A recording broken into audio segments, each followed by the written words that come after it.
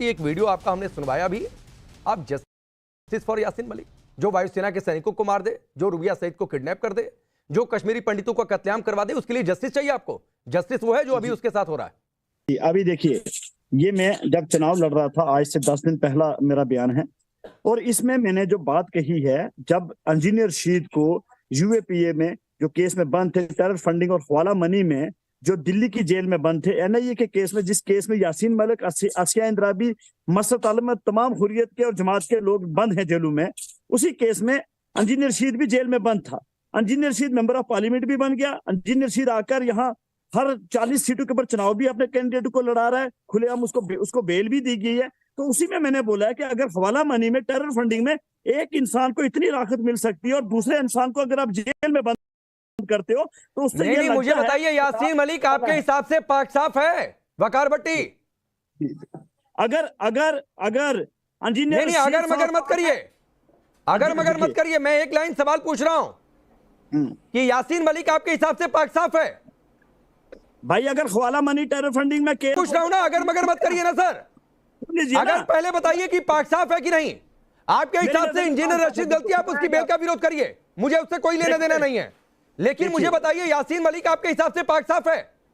देखिए, मैं उसी पे आ रहा हूं। मोदी के आगे जो झुके है ना, वो गुनहगार। अरे नहीं, इधर उधर मत बात करिए। वायु सैनिकों को किसने मरवा दिया? कश्मीरी पंडितों का कत्लेआम किसने करवा दिया? रुबिया सईद के किडनैप में किसका हाथ था?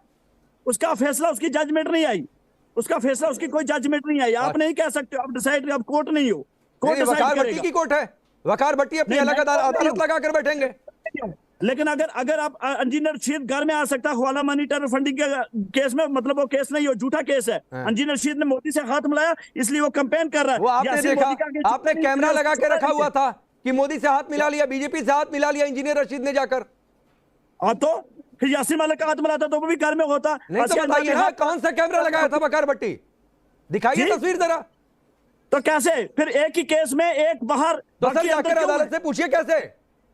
इस देश में अदालतों से फैसले होते हैं, लेकिन प्रेम शुक्ला जी यासीन मलिक गांधीवादी बन रहा है, कह रहा है मैं गांधीवादी हो गया हूं। कुछ लोग कह रहे हैं सजा से बचने के लिए नौटंकी कर रहा है। वकार भट्टी को आपने सुना, उनकी अलग राय है। राकेश जी, गांधीवाद का कोई बुर्का पहन लेगा तो शैतान से गांधीवादी नहीं हो जाएगा। यासीन मलिक के खिलाफ जिस तरह के मामले रहे हैं, यासीन मलिक जिस तरह से अलगाववाद, हिंसा, अरे भाई शांति से बैठिए, मैं आपको सुन रहा था। जबरदस्ती जो है आप अपना समय खराब कर रहे हैं। गांधीवादी की बात यासीन मलिक, आप जिन्ना को मानते हो, यजीद को मानते हो। राकेश जी जरा इनको शांत कराइए। एक मिनट वकार भट्टी, पहला सवाल पहला जवाब। वकार भट्टी सुनिए ना, पहला सवाल पहला जवाब। आदमी की भाषा में इंटरप्ट नहीं करते हैं। आप लंबे समय से डिबेट पर आते हैं ना। प्रेम शुक्ला आपको सुन रहे थे, तो पहले आप उनको सुनिए, फिर आ जाऊंगा आपके पास, बोल लीजिएगा। ठीक है, बोल लीजिए। और खुश रहते हैं, कोई इशू नहीं है, खुश तबीयत लोग हैं। देखिए, यासीन मलिक आतंकवादी है। यासीन मलिक ने निर्दोषों की कत्लो गारत की है। Yasir Malik prevention of money laundering act का एक्यूज्ड है उसपे। अब ये जनाब ये कह रहे हैं कि चूंकि इंजीनियर राशिद को इस देश की सर्वोच्च अदालत ने जमानत पर रिहा किया, इसलिए यासीर मलिक को भी करना चाहिए। तो श्रीमान भट्टी जी कृपा करके जो इंजीनियर रशीद की जमानत का आदेश है उसको ठीक से पढ़ लें। अगर आप जो है पढ़े लिखे व्यक्ति हो, अंग्रेजी भाषा का ज्ञान हो, ना हो तो किसी से अनुवाद करा लें। अनुवाद करके जो है कृपा करके उस आदेश को पढ़ लें। फिर ये बीच में बदतमीजी कर रहा है, जरा इसको शांत करिए भाई राकेश जी। वकार भट्टी, मैंने कहा था इसके बाद आपको समय दे दूंगा अलग से, लेकिन अभी बीच में नहीं बोलेंगे प्लीज वकार भट्टी। फिर मुझे कहना पड़ेगा कि सिर्फ इनकी आवाज होने यार, तो बीच में टीका टिप्पणी नहीं किया। अभी तो एक लाइन बोलकर शांत हो जाना सीखिए। तो अभी रुक जाइए, मैं बोलूंगा, इस दूंगा, रुक। अभी सिर्फ प्रेम शुक्ला की आवाज होने जा रही है।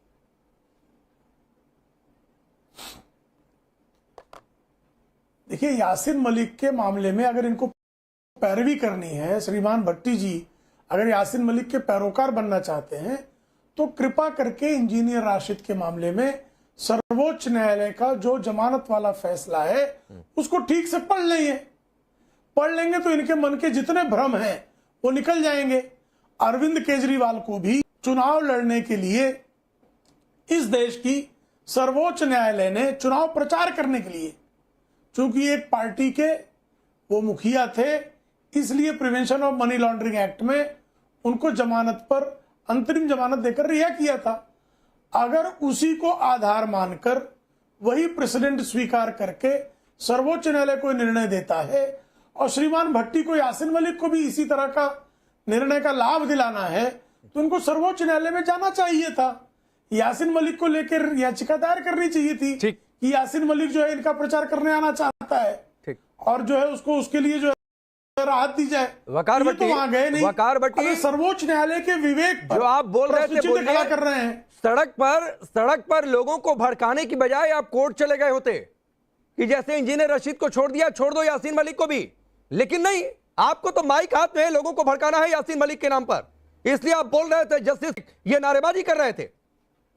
बिल्कुल, अभी आप सुन लीजिए मेरी बात। जो प्रेम शुक्ला ने कहा ना, कोर्ट का बेल आउट जो जमानत है, वो मुझे पहले ये बता दे कि किस कोर्ट ने अभी तक वो कोर्ट ने बाहर वो ऑर्डर पब्लिक में रिलीज क्यों नहीं हुआ। पहला पॉइंट ये है, वो कोर्ट जो बेल आउट है, वो जो ऑर्डर है वो रिलीज नहीं हुआ पब्लिक में, जहां से मुझे पता चले कि बेल किस इश्यू पे दी गई है। दूसरा बात, जो चुनाव प्रचार की उन्होंने बात की, जब केजरीवाल को जब बेल मिली थी, वो एक कॉपी दे दीजिए भाई, जो थे वो किसी कर दीजिए राकेश जी, पार्टी नहीं है।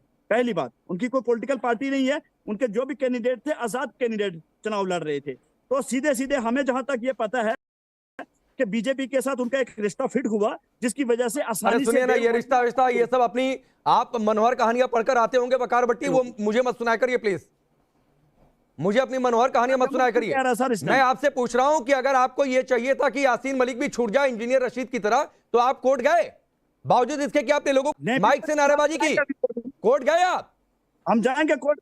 अरे जाएंगे ना, तो पहले जाना चाहिए था, लोगों को भड़काना नहीं चाहिए था। वकार भट्टी, ये सामान्य बात आपको नहीं समझ में आ रही है? किससे मांगते हैं हम लोग? हमने जस्टिस मांगा है, देश की अदालतों से हमने जस्टिस मांगा है। अरे सड़क पर कौन सी अदालत लगी थी भाई, जहां बोल रहे थे वकार भट्टी? भाई हम सड़क पर अदालत लगती है क्या?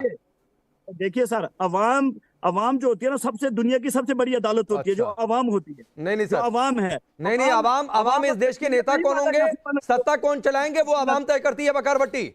अवाम केसेस के फैसले नहीं करती है। इस देश में सड़क पर फैसले नहीं हुआ करते हैं, ये भूल जाइए आप।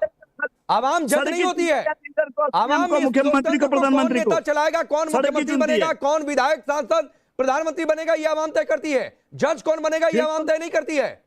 तो ये थोड़ा सा ज्ञान अपने पास रखा करिए। चलिए रुकिए, वही ऑर्डर आते हैं। सोहित शर्मा, हमें पता है सर। सोहित शर्मा, महबूबा मुफ्ती भी कह चुकी हैं कि यासीन मलिक को रिहा कर देना चाहिए।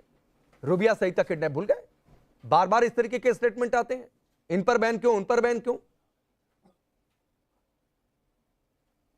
बात को समझना होगा कि जो हालात जो उस समय के बने हुए थे, नजर जो उस समय जो हालात हुए, उसके बाद जिस तरह से यासीन मलिक ने जो हथियार छोड़कर गांधीवादी नीति अपनानी शुरू की, तो उससे उस बात को लेके भी हमें सोचना चाहिए। तो बाकी बात ऐसी है कि हम यासीन मलिक के तो प्रवक्ता है नहीं, यासीन मलिक क्या कर रहा है क्या नहीं कर रहा है उस पर हमें कोई लेना देना नहीं है।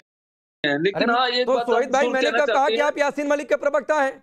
मैंने तो पूछा कि आपकी पार्टी की नेत्री ने कहा था कि यासीन मलिक को छोड़ देना चाहिए, तो रुबिया सईद का किडनैप भूल गए क्या?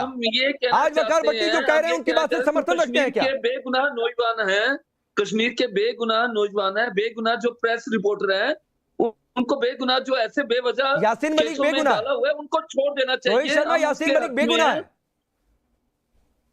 हम ये नहीं कहते।